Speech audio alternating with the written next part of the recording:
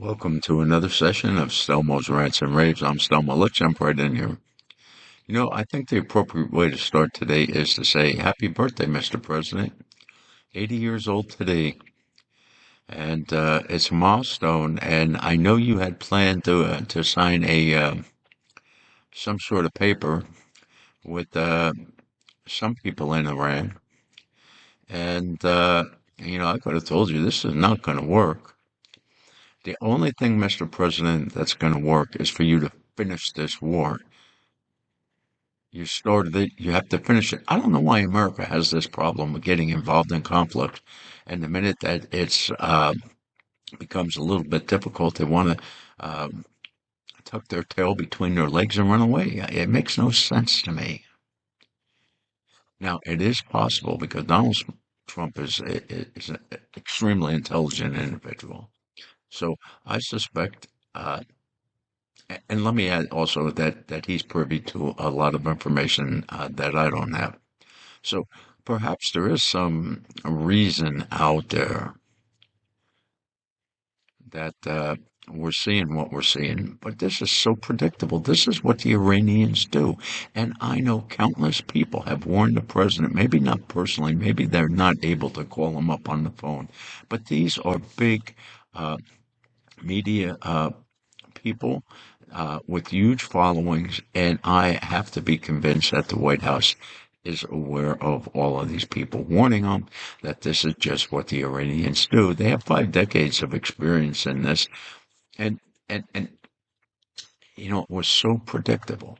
See, the problem is Iran has their, I'm going to call them satellites. Hamas, Hezbollah, the Houthis, and they follow what Iran says. Iran doesn't want this deal. First off, let me start with, I think the first problem that the president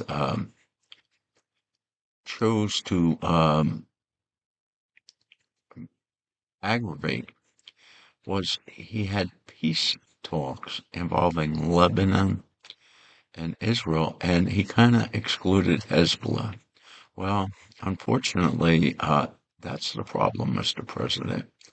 And so Iran calls up Hezbollah and says, hey, fire some rockets at Israel. And has been getting fired on consistently. I mean, Hezbollah said right from the start that they're not buying into this peace deal between Lebanon, Israel, and the United States. And so all of this is so predictable. But here's where it becomes a little bit more confusing to me. Does the president have any idea what he's doing to the American people? And I don't know the answer to that. But the latest inflation number should be a huge red flag. And I maintain it's going to go up much higher. Simply put, it just takes time for all this increase in fuel to filter its way through the whole economy. Now, I have to say that the Trump administration has done well to get the price of oil down somewhat, but it's still elevated, and it's going to stay elevated as long as this war continues. Now, we also find out, the president let us know that he was had a hard time trying to keep this in because he wanted to blur out to the whole world that, hey, I'm getting tankers through the Strait of Hormuz at night. And finally, the Iranians allegedly caught on, and I don't know that they've been able to do anything yet.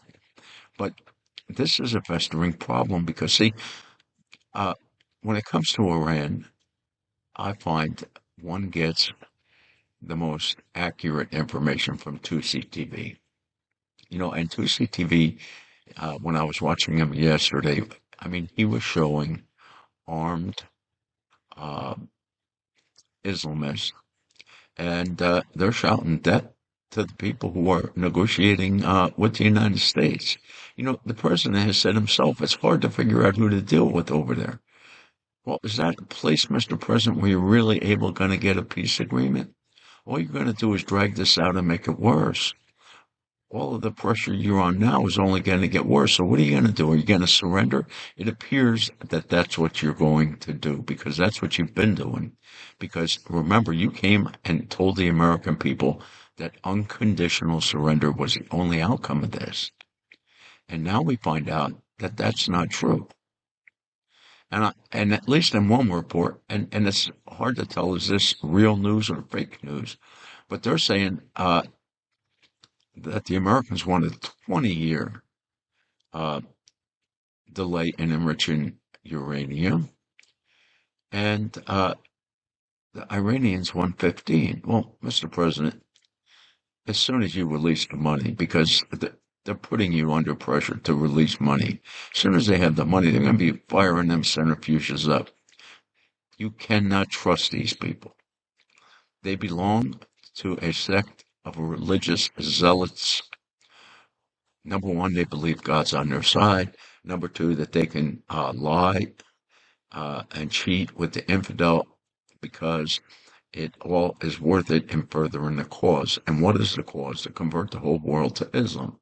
They want to give everyone in the world a chance. You either convert or you go to visit the mortician. That's the two options that they want for all of the people.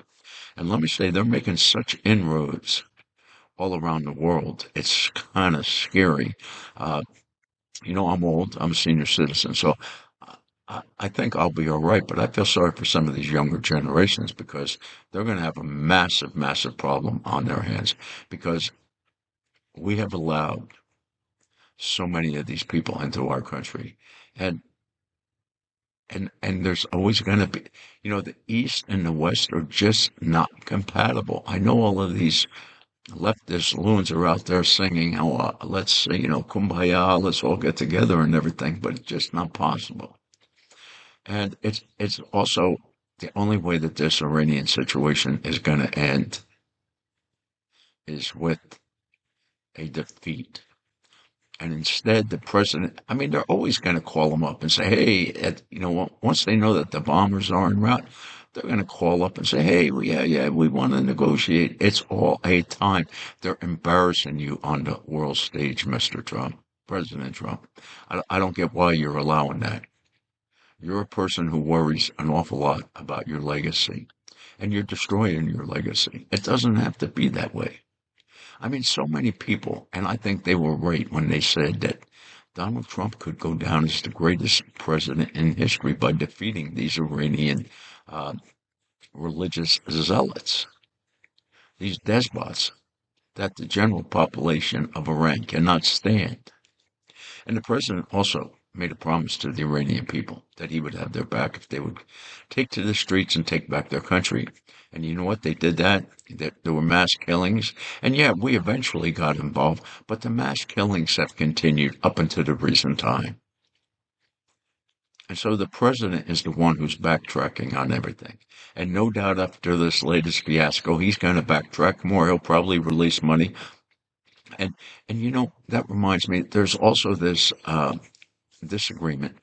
The UAE is claiming they didn't release any money to the Iranians, but I'd say it's suspect because they were being attacked along with their Arab neighbors each time Iran would decide that they wanted to fire some rockets off. And all of a sudden, we're hearing about this payoff, and all of a sudden, the UAE's Arab neighbors are getting attacked, but the UAE is no longer getting attacked. So, and what they do is they play games with the verbiage, the words used, what they spell out.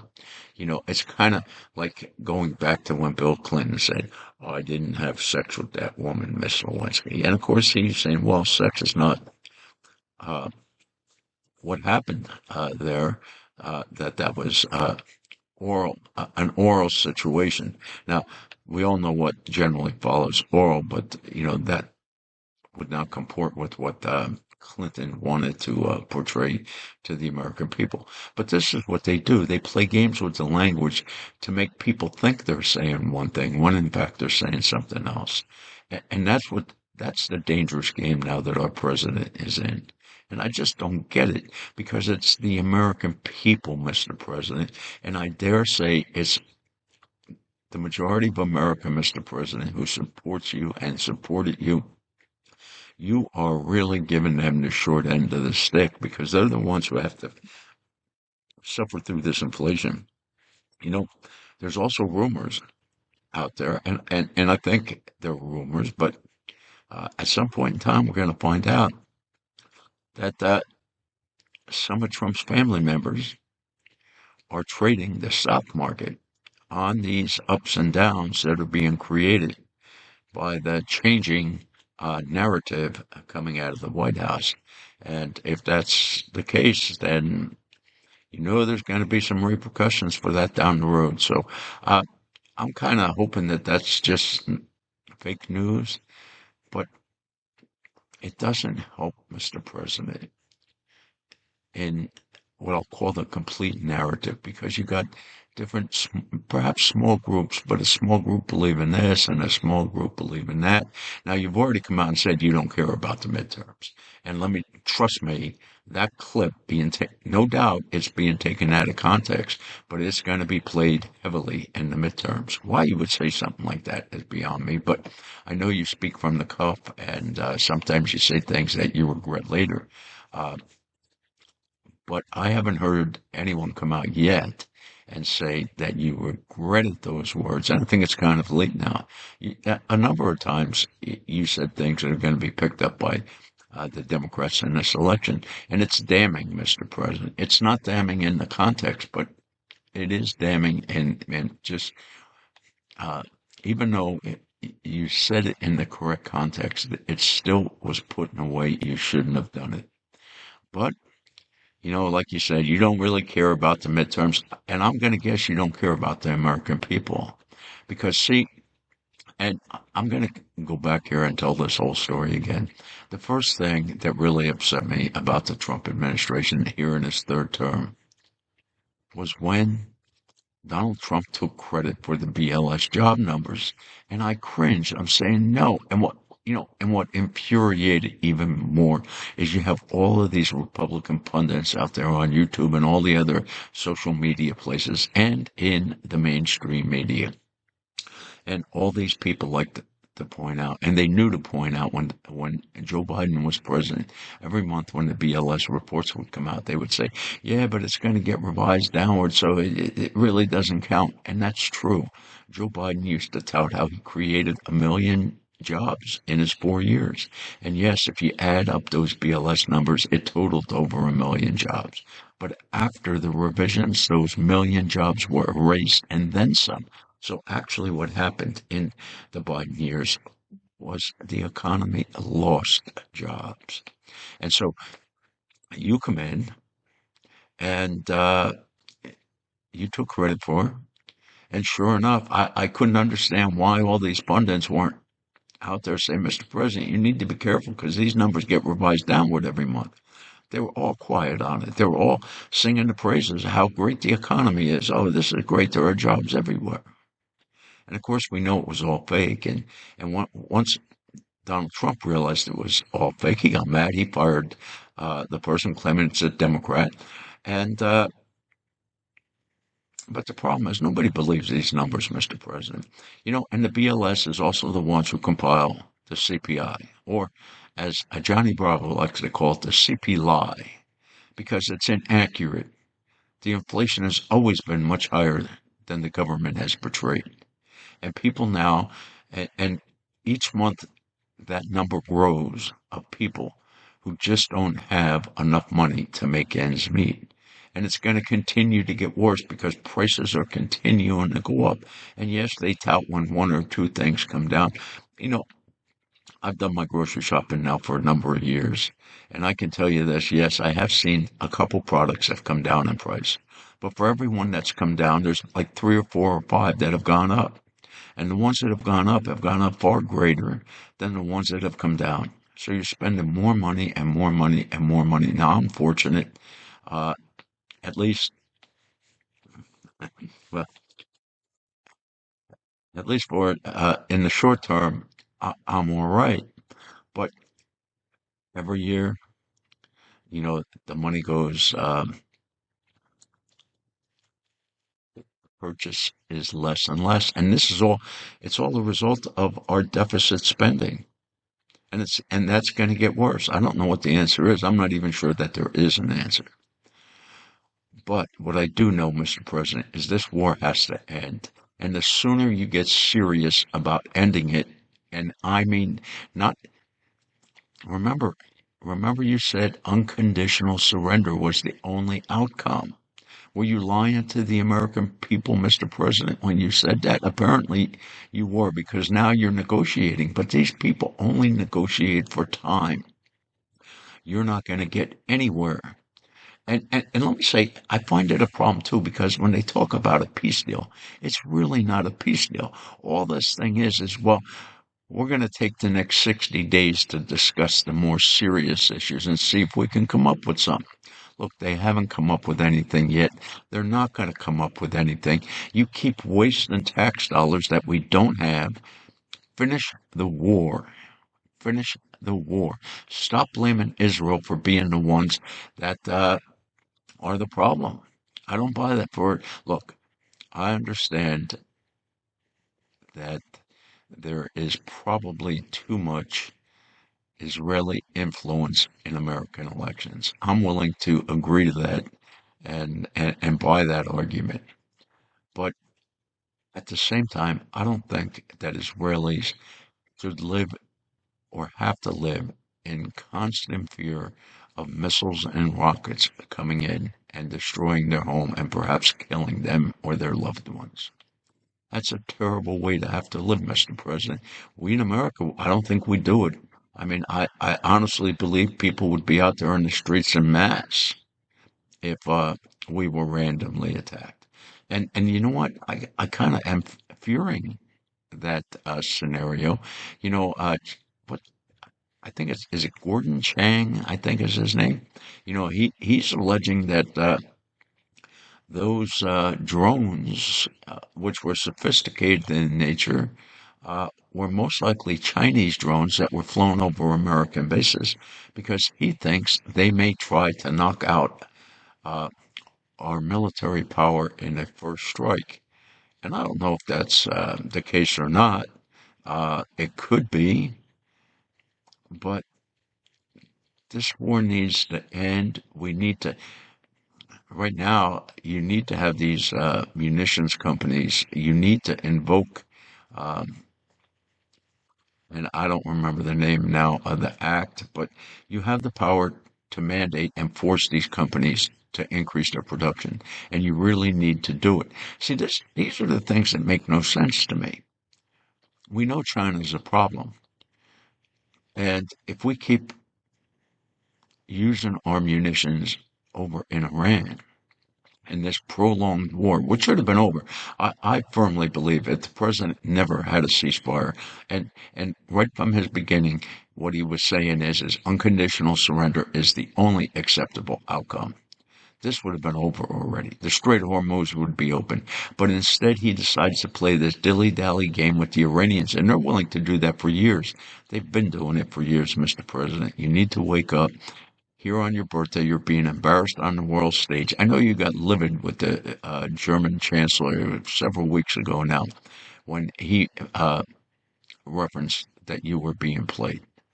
And you got angry and said you're moving troops out of Germany. You can do all those things, Mr. President, but you know what? The whole world knows the German chancellor was correct. And you can get as angry as you want, but they keep playing you. They're playing you like a fiddle. This is also predictable. There is not going to be a peace deal. If one is signed, it's going to be a phony deal. And it's not going to amount to anything. But you'll claim victory, and the whole world will know that you were defeated. So, in the beginning, I listened to all these, uh, I'm going to call them world personages. People out there who really, uh, their message matters. And they were all talking about how the president had this golden opportunity to go down in history as the greatest president ever. Because, see, once Iran is knocked out of the picture, there's no more financing for Hezbollah, Hamas, Houthis. And eventually they will go by the wayside, and there could actually be peace in the Middle East. But I don't think that's going to happen now. I really don't. Uh, and we're playing this silly, stupid game that has a set outcome. And the sad reality is the delay is going to be hurting Americans. It's hurting Americans at 4 point whatever percent inflation. They're hurting. They're hurting. And those BLS CPI numbers of inflation, they're all lies. The inflation is much higher. And therein lies the problem. And, I don't think either party has a solution for this situation. I think the big difference is the Democrats, Socialists of America want to trash our Constitution. They want a new socialist form of government. And the next time that they control all three levers of power, you will see that that's what we will get. So we only have one choice, sadly.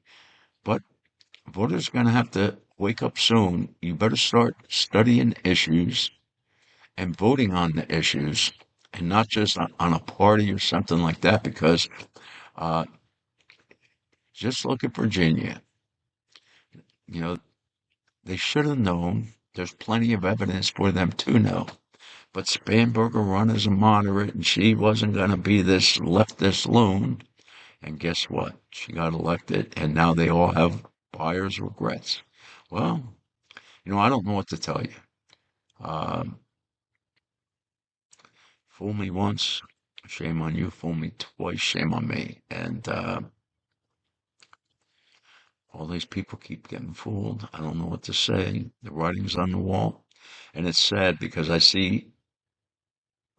think the reality is we're going to lose our country because I don't think that the people are willing to get out there. I've said this before, I'll say it again. I live in a red state in a very, very red county. And yet the Democrats were able to put 100 people lined up on the highway with their signs. What has the Republican Party done since Trump has been in office? Have I seen anybody lined up on the street? No, not at all. And that's the problem. It really is. And I fear the worst, but we're going to have to see how this all plays out. And with that, I'm going to wish you all a great day. Stay safe. It is, like I say, a crazy world out there. It gets crazier by the day, almost anymore, almost by the hour. But it is what it is. We got to deal with it. Thank you. Y'all have a great day. Bye bye.